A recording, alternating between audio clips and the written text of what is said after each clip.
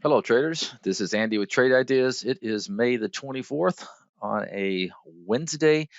And taking a look at the market, I mentioned yesterday that I wasn't crazy about this market. It seemed like it was a little bit tired.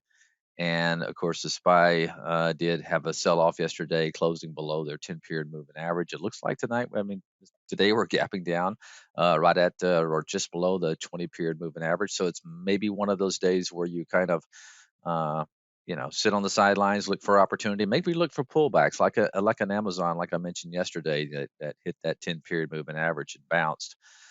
So if you're looking like in some of the big caps, uh, Netflix, the ones that got away from you, maybe look for those to pull back to a level where you can enter a small percentage. Got the races going today. This is where you can take a top list and run a race. Toll Brothers had earnings. Can you see it's performing very well in pre-market? Have to keep that one on the radar today. Toll Brothers, very strong chart and performing well in pre-market. I'm sorry, I don't have the pre-market data on my showing right here.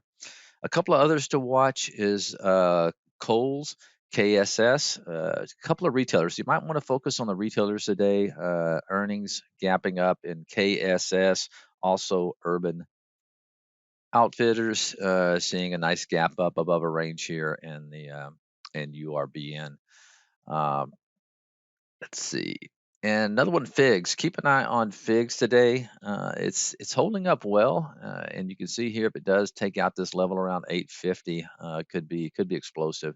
Nice move and going sideways after earnings. So watch that FIGS today as well. But other than that, we are seeing some profit taken, so keep it tight out there.